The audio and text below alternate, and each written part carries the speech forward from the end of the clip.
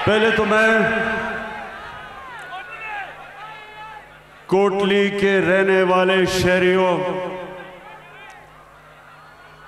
मेरे प्यारे कश्मीरियों और पाकिस्तानियों, इस शानदार इस्तकबाल का मैं आपका दिल से शुक्रिया अदा करता हूं। बहुत बहुत शुक्रिया।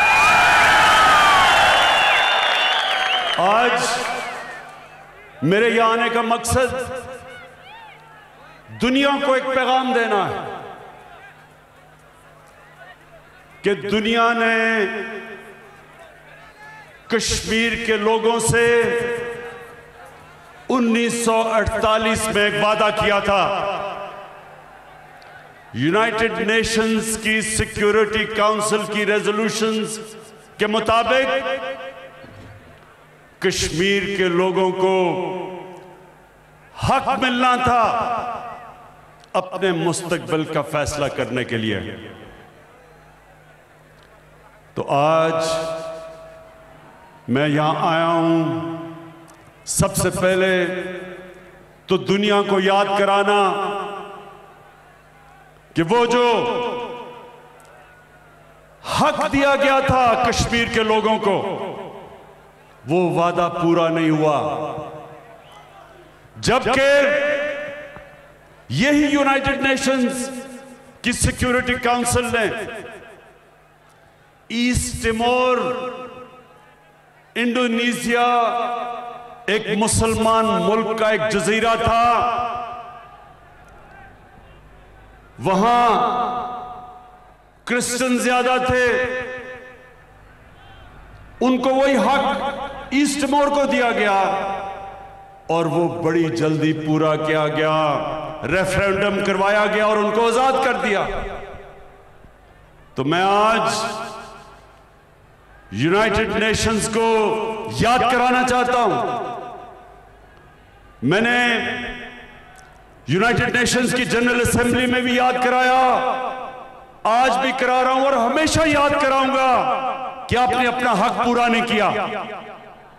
आपने जो वादा था वो पूरा नहीं किया।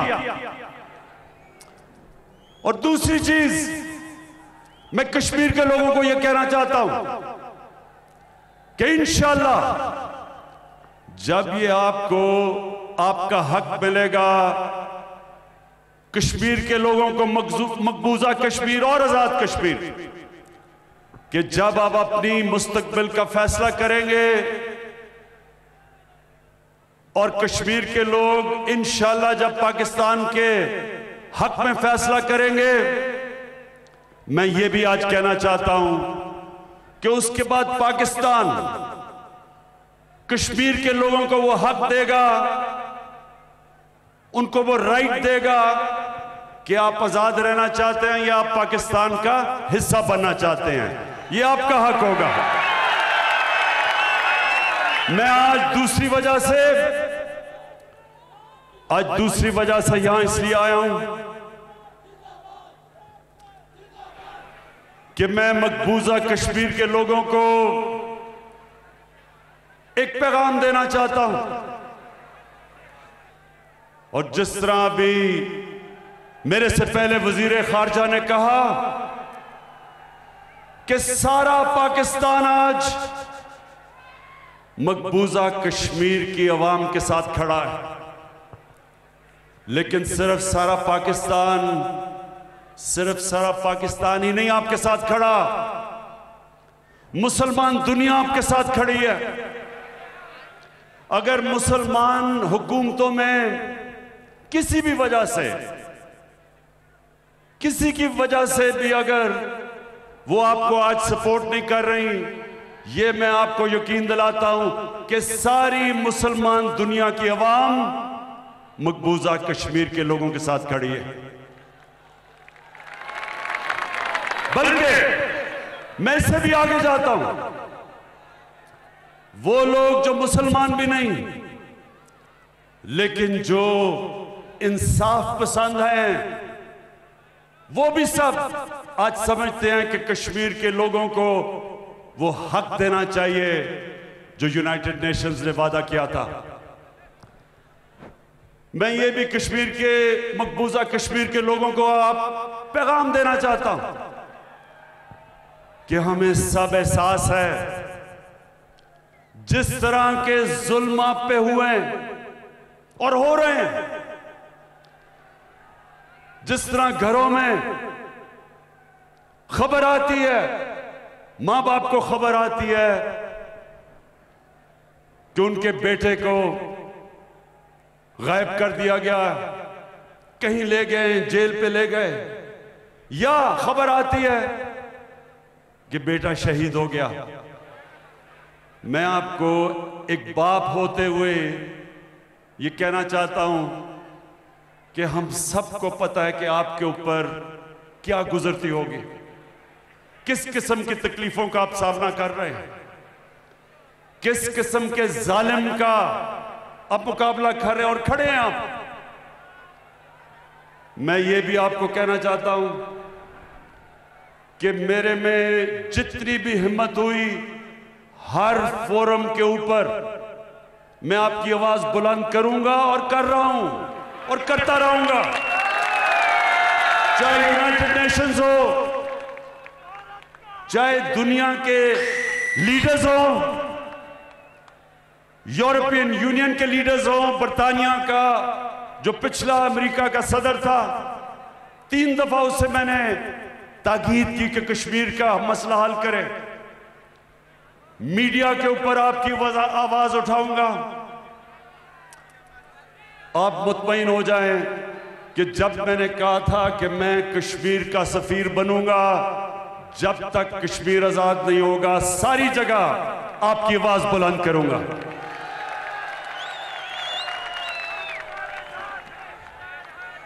मेरे कोटली के शहरियों, मैं अब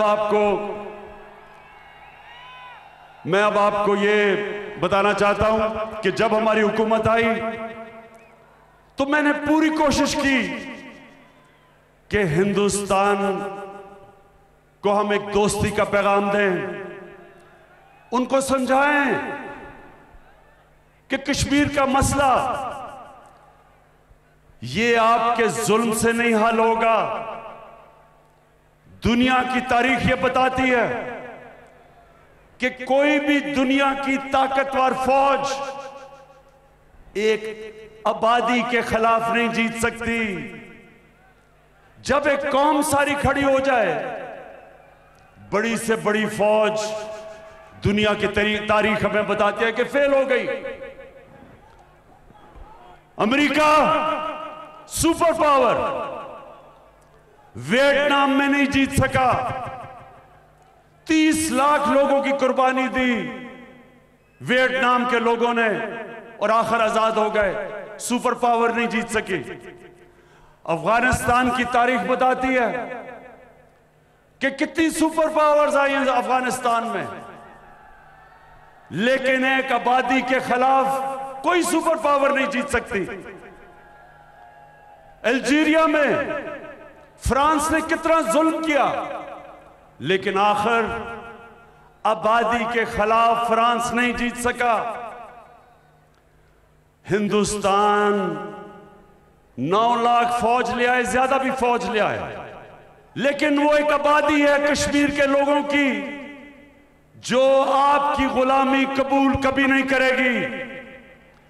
जो बच्चा पैदा होता है कश्मीर में, उसके भी दिल में सबसे पहले आजादी का जज्बा जाता है। जितने मर्जी जो मर्जी आप करें कश्मीर पे, 1 लाख कश्मीरी शहादत दे चुके हैं। मैं आज हिंदुस्तान को कहता हूं कि ये आप कभी जीत सकते ही नहीं। जब एक आबादी मानती नहीं है आपको, और जो थोड़े से लोग कश्मीर में हिंदुस्तान की हमायत करते थे, जब से 5 अगस्त से जो आपने जुल्म करना शुरू किया, लॉकडाउन किया, कर्फ्यू लगाए, वो भी थोड़े से लोग आज आजादी चाहते हैं। कोई कश्मीर का सियासतदान जो प्रो इंडिया हो, मैं आज आपको लिख के देता हूं कि वो कभी वोट जीत ही नहीं सकता, इलेक्शन ही नहीं जीत सकता हिंदुस्तान कश्मीर में। इसलिए मैंने जो पहले आपसे नरेंद्र मोदी मैंने कोशिश की थी आते साथ ही कि हम अपने ताल्लुकात ठीक करें और कश्मीर का मसला हल करें डायलॉग के जरिए, यूनाइटेड नेशंस की रेजोल्यूशन के तहत हम हल करें। मैं फिर से आपको कह रहा हूं कि और कोई दूसरा रास्ता नहीं है। मैंने जब आपको तब कहा तो मुझे समझ नहीं आई, शुरू में मुझे समझ ना आए कि ये क्यों नहीं मेरे साथ आगे बढ़ रहा है, डायलॉग क्यों नहीं कर रहा। फिर जब पुलवामा हुआ और पुलवामा के बाद जब बालाकोट पे हिंदुस्तान के जेट ने आके हमारे दरख्तों को शहीद किया,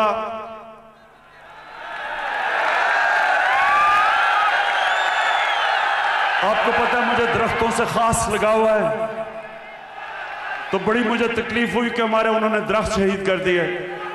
लेकिन तभी मुझे पता चल गया कि ये अमन नहीं चाहते, ये दोस्ती नहीं चाहते, बल्कि वो पुलवामा को इस्तेमाल कर रहे थे और बालाकोट को इलेक्शन जीतने के लिए। और वो जो इनके एक सहाफी गोस्वामी, उसकी जो मंजर आम में आया, पता चला कि पहले से प्लान किया हुआ था कि उन्होंने हमला करना चाहे। और मैं कहता गया कि हमारा पुलवामा से कुछ नहीं था,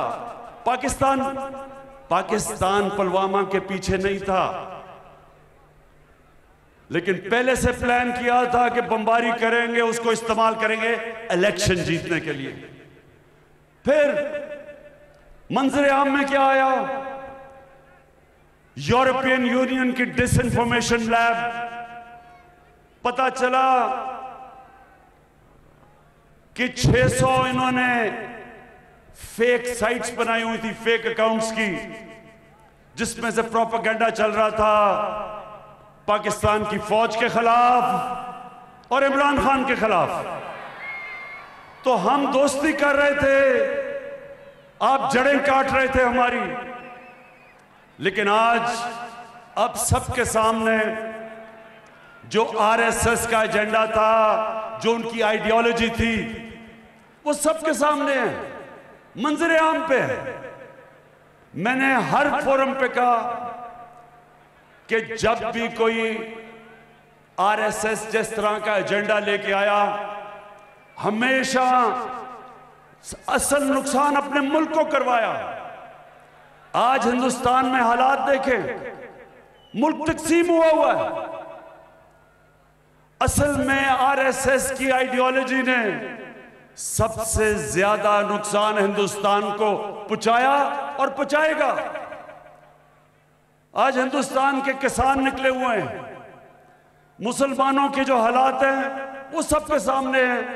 जो उन्होंने 2 सिटीजनशिप की लेजिस्लेशन लेके आए, मुसलमान अलहदा तंग, किसान अलहदा तंग, जो अकलियतियां हिंदुस्तान की वो सब डरी हुई हैं, क्योंकि इस तरह की आइडियोलॉजी थोड़ी देर के लिए तो फायदा पहुंचा देती है, इलेक्शन भी जिता देती है, लेकिन उसके बाद माशरे का सबसे ज्यादा नुकसान इस तरह की फैशिस्ट आइडियोलॉजी करती है।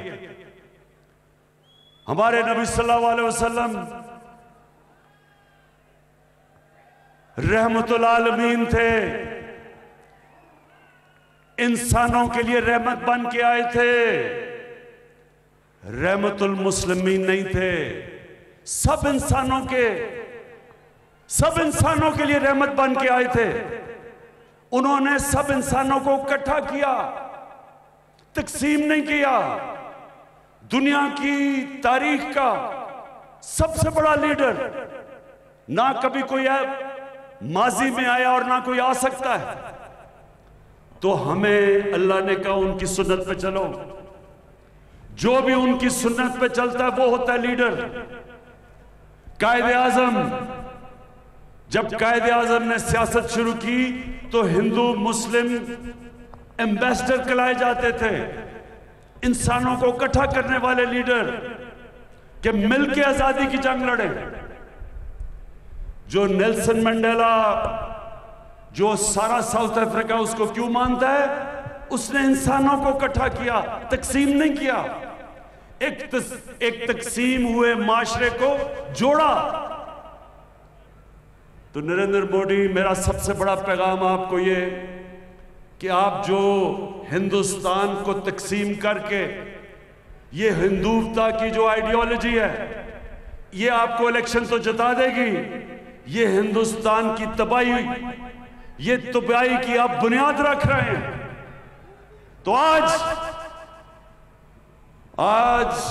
मैं फिर से आपको कहता हूं कि कश्मीर का मसला हमारे साथ मिलकर हल करें, और उसके लिए सबसे पहले जो आपने 5 अगस्त को यह कदम उठाया था 370 आर्टिकल खत्म करने का, उसको रिस्टोर करें और फिर हमारे से बात करें और यूनाइटेड नेशंस की रेजोल्यूशन के तहत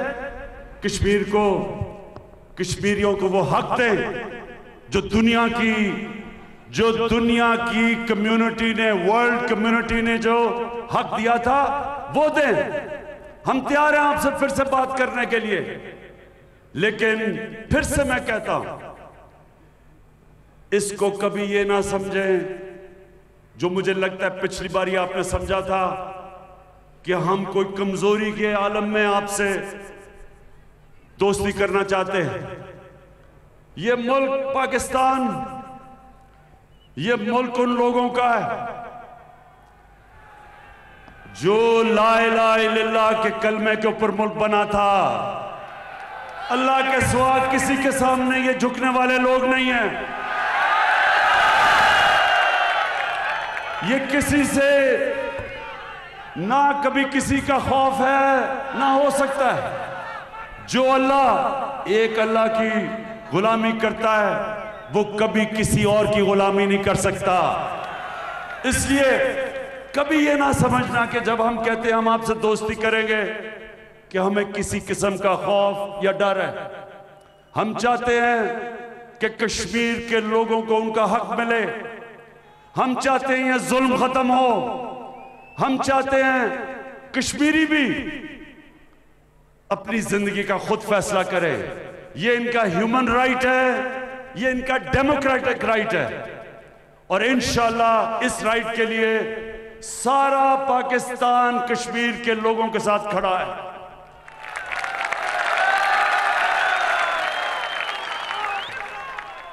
मैं आखिर में मैं जो बात कहना चाहता हूं वो ये कि क्योंकि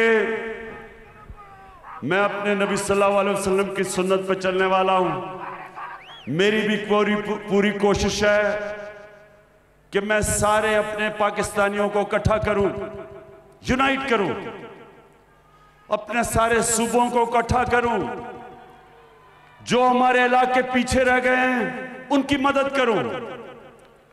जिस तरह लाइन ऑफ कंट्रोल में लोगों को मुश्किल वक्त से गुजरना पड़ता है और ये बमबारी करते हैं, खास तौर पे मैं उनको पैगाम देना चाहता हूं कि हम आपकी पूरी मदद करेंगे। आपके लिए मैंने पूरा पैकेज तैयार किया हुआ है कि वहां ये जो बमबारी की वजह से डिसलोकेशन है, इंशाल्लाह आपके साथ हम खड़े रहेंगे।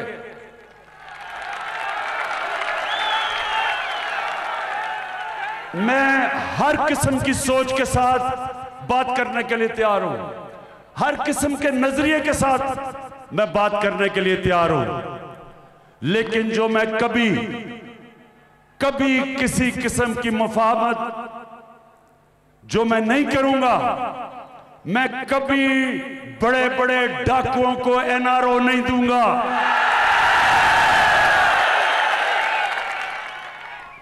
हमारे नबी सल्लल्लाहु अलैहि वसल्लम, उनसे किसी ने पूछा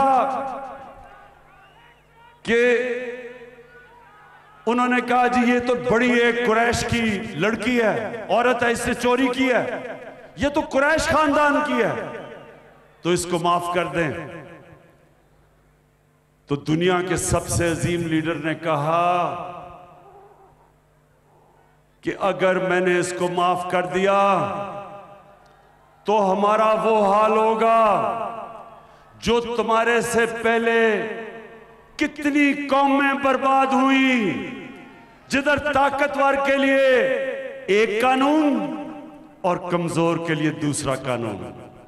मैं कभी छोटे चोरों को जेलों में डालूं और बड़े डाकुओं को एनआरओ दूं, ये मैं कभी नहीं कर सकता। ये जो मुजफ्फराबाद में सब जमा हुए हैं, आज मैं इधर से सुन ले मेरी बात कि आपने लॉन्ग मार्च करनी है, बेशक लॉन्ग मार्च करें। आपने लॉन्ग मार्च जिधर भी करनी है, मैं आपकी मदद करूंगा आप करने के लिए। लेकिन अगर आप उल्टा भी लटक जाए, नारो नहीं दूंगा।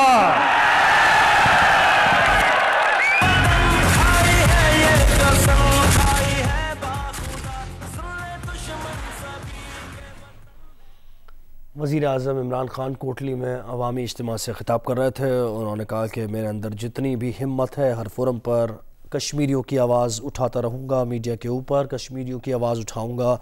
उन्होंने कहा था कि कश्मीर का सफ़ीर बनूँगा। जब तक कश्मीर का मसला हल नहीं हो जाता, पूरी दुनिया में कश्मीरियों के हक़ के बारे में बताता रहूँगा, उनकी आवाज़ बुलंद करता रहूँगा। उन्होंने कहा कि जब उनकी हुकूमत आई तो उनकी पूरी कोशिश थी कि भारत को बताएं कि मसला कश्मीर को हल करने के सिवा कोई ऑप्शन नहीं है। आबादी के ख़िलाफ़ मोदी को उन्होंने मुखातिब करते हुए कहा कि कोई नहीं जीत सकता, कश्मीर के अवाम आपको तस्लीम नहीं करती है, इसलिए मसला कश्मीर हल किया जाए और UN करारदादों के मुताबिक हल किया जाए। नरेंद्र मोदी ने आते ही कोशिश की थी हमने कि डायलॉग उनसे किया जाए और UN के करारदादों के मुताबिक मसला कश्मीर को हल किया जाए, लेकिन उन्होंने इस का जवाब ठीक तरीके से नहीं दिया। और उन्होंने कहा कि वो हर फोरम पर बात करने के लिए तैयार हैं, हर किसी से बात करने के लिए तैयार हैं, लेकिन उनकी बात करने की ख्वाहिश, अमन की ख्वाहिश को कमज़ोरी किसी भी सूरत न समझा जाए। कश्मीरियों को हक़ देंगे कि वो पाकिस्तान के साथ रहना चाहते हैं या आज़ाद रहना चाहते हैं। वज़ीर आज़म ने कहा कि यह हक़ होना चाहिए कश्मीरियों का। दुनिया की कोई ताकतवर फ़ौज आबादी के ख़िलाफ़ खड़ी नहीं हो सकती और यही कश्मीर में भी हो रहा है। कश्मीरी भारतीय फ़ौज को भारत को तस्लीम नहीं करते और उनकी जिद्दोजहद इसी तरीके से जारी रहेगी। उन्होंने हिस्ट्री का भी हवाले दिए, अमेरिका वियतनाम का उन्होंने हवाला दिया। उन्होंने कहा कि अमेरिका वियतनाम में नहीं जीत सका, इसी तरह भारत कश्मीर में कभी नहीं जीत सकता, क्योंकि कश्मीरी भारत को तस्लीम नहीं करते।